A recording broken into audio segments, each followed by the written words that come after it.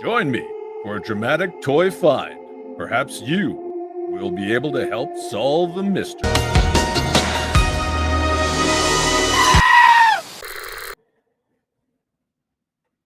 I always say enthusiasm over expertise because I'm not an expert on the stuff that I love.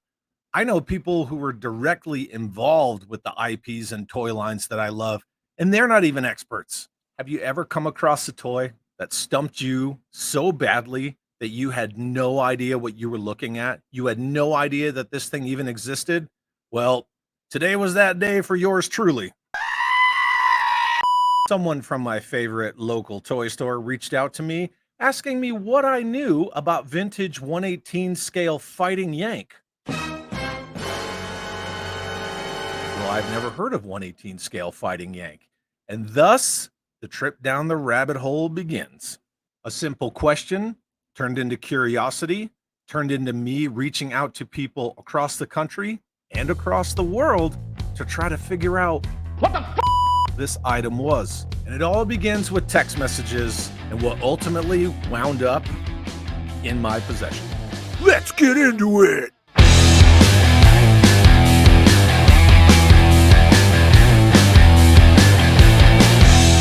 All right, toy fans, let's take a trip down the rabbit hole because we're going to be diving into this.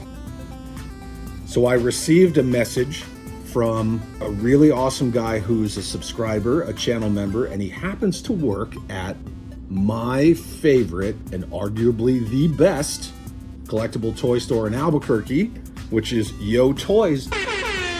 And I was asked if I had any information regarding OG 118 scale Fighting Yank.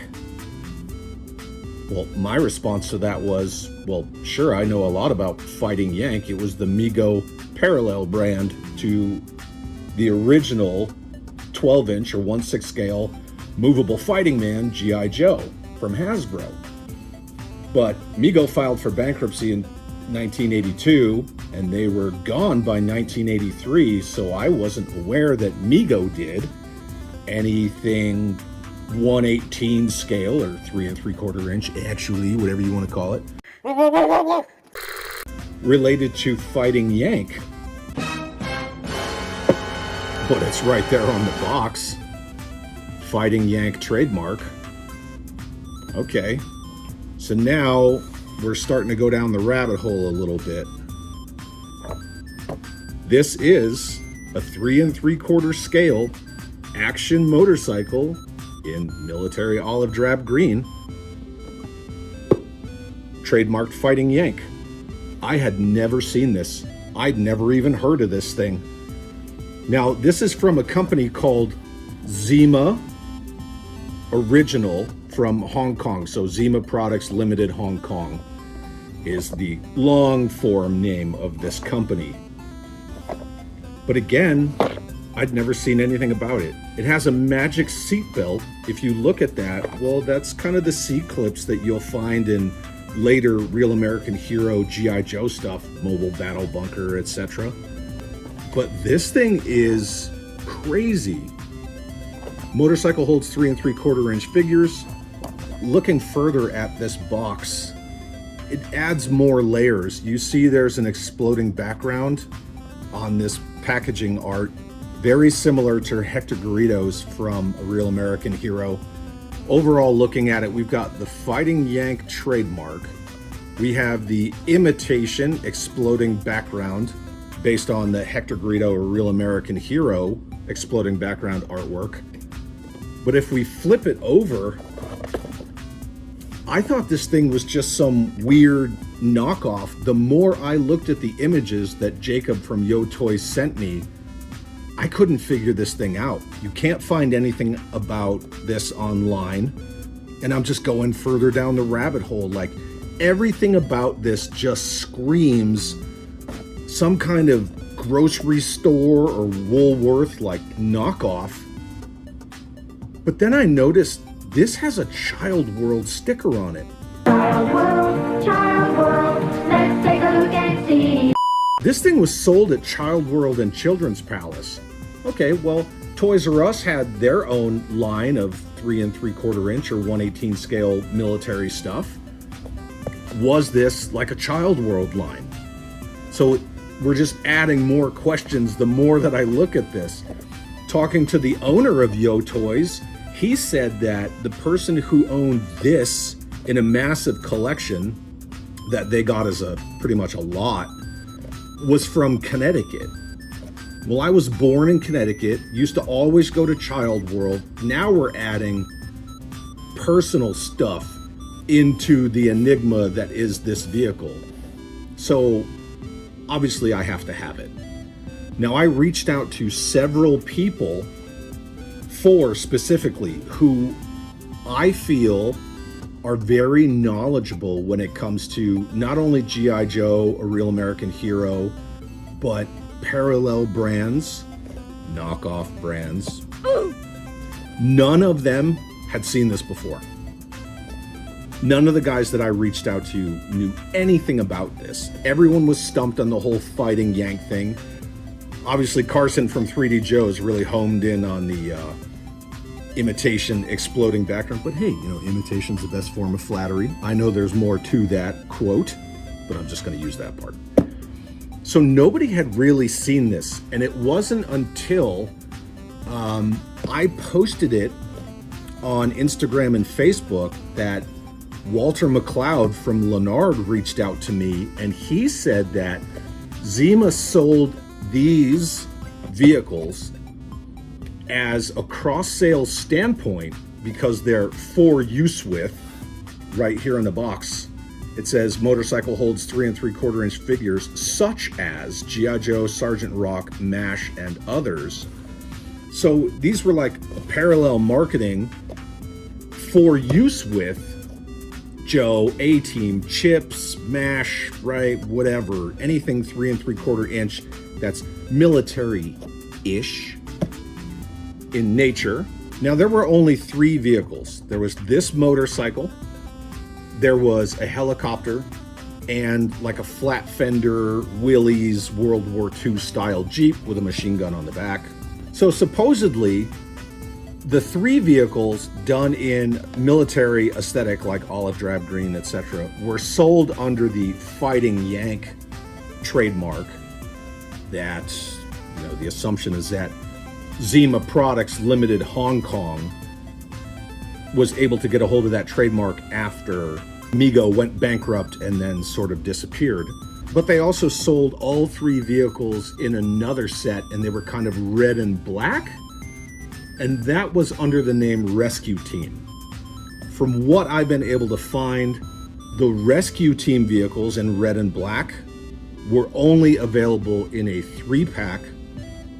The Fighting Yank vehicles in the olive drab green military color schemes were available individually, like this, and in a 3-pack, sort of like the Rescue set. So let's open this thing up now that I've kind of given a little bit of a backstory on what it took to get any information on this crazy vehicle. And let's just take a look at it. There's not much to this packaging. This is complete, and it just kind of slides out. So here's the bike itself. Just comes on this little tray. Nothing crazy. Put the tray back here. Clear plastic windshield. The windshield just notches down inside of here, like that. Just kind of locks in. But that's the bike. It's pretty straightforward, and it has the little rev. And there you go. It just takes off. So you just friction force wind it up, set it down, engage that gear, and then hopefully not let it fly off your desk. It's a little dusty, but it looks fine. Got a US Army sticker right there. Another one on this side. Nothing else to it. Really straightforward. Let me get a toothbrush really quick. A few minutes later. All right, so I'm just gonna give it a quick dusting, nothing crazy, just so we can take a better look at it. Plus it needs it anyway. So, clean vehicles, but this thing's in really good shape. Take a look at it. It's clean. It's not scratched up. You can tell it didn't really take any headers off of tables or counters or play spaces. So yeah, there we go. Got that thing cleaned up. You know, I generally just use a toothbrush, a cheapo toothbrush, but you know, sometimes for smaller nooks and crannies, I'll use just a paintbrush like a lot of other people do. It's not rocket science. We're not reinventing anything. Chad, how insensitive of you. Cleaned it up. Now, let's put some figures on this bike. I've got, obviously, my man Skid Mark here. And then I've got, from Leonard the Core, Steve the Intern. And since I love modern figures, modern, retro, Walmart, Stalker. Stalker always loved to cruise around on motorcycles, so seemed fitting. So let's see about getting these dudes in here. The Magic seatbelt just kind of opens up like that. So it's a little more intentional than the C-clips that you would find in the Joe vehicles, like the mobile battle bunker that I talked about already. So C-clip them in. I'm not gonna get too crazy about, posing, but yeah, there you go. Skid Mark, riding on the motorcycle, Skid Mark. Let's get old Steve the Intern on here. I'm sure he's gonna fit just fine as well. Get on there, Steve. Yep. Same with Steve the Intern. There's a lot of play in this motorcycle because it's very generic. The width of the seat, the fact that the Magic seat belt, it opens. You don't just shove a figure in there so you don't run the risk of it snapping. It's a smart idea because this is designed to go with whatever brand you have, right? There's really not any foot pegs on this thing, so I mean, everybody's cooking their feet on the exhaust pipes. Whatever, they're toys, it's fictional. Don't ask questions. Look at that. Modern 4-inch, fits on it too. Yeah, so you got a lot of room to play with this thing. The bike's really straightforward. It just has that rev it up, friction, motorized action. But all of these figures will fit on it just fine. Doesn't matter if it's Real American Hero, Modern Joe, Leonard the Core, anything in between. But I think this thing's awesome. It's really cool to find an item that I don't know anything about, that is obviously a parallel brand, but it's marketed to go with the toy lines you collect. And I'm sure a lot of us have seen lines like that before, but I have never seen 1/18 scale Fighting Yank. And that's what sent me down this rabbit hole. I needed to see it. As soon as I found that it came from a Child World in Connecticut, well, then I had to have this because, that's where I was born, and Child World is where we would always go living in New York, because Child World was more accessible, because these are the days long before there was a Toys R Us in Times Square or anything like that. But I think this bike is awesome.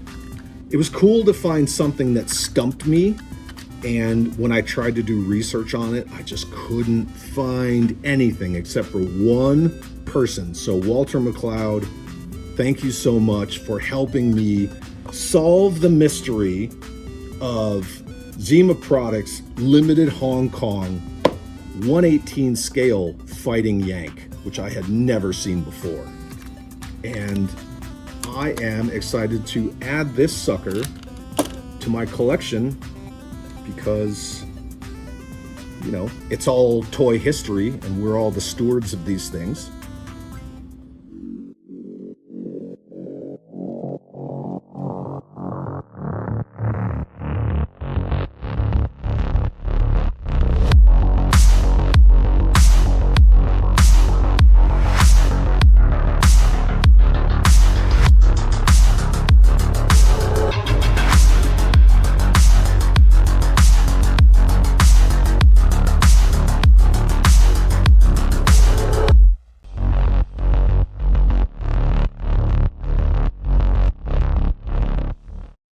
So there you have it.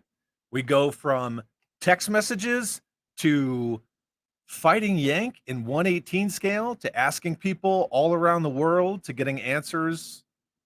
Yeah, this was a crazy journey. And I got to say, I'm glad to have this thing in my possession. Sure, it's not G.I. Joe. It's a parallel or knockoff brand, as some people like to say. Chad, how insensitive of you. But that's not the point. The point is that this thing, it's just cool.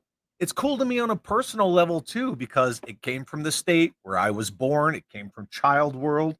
It's got the cool Child World sticker on it right there. I miss Child World. Child World, Child World. This thing's freaking awesome. That's rad. I'd like to thank everybody for checking out this video. I want to thank all my subscribers. If you're new here and you enjoyed this video, maybe just hit the subscribe button. It's something free that you can do. And, you know, you get to check out new content that I put out every Monday at 7 a.m. Eastern. And don't forget, live streams every Wednesday night at 7 p.m. Eastern. Thanks again to my channel members.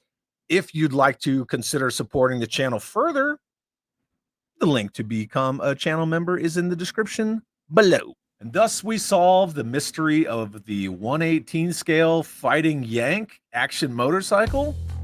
Pretty rad. But I want to know what you think. Leave a comment below. Let's talk some weird ass parallel, not G.I. Joe. And have an awesome day.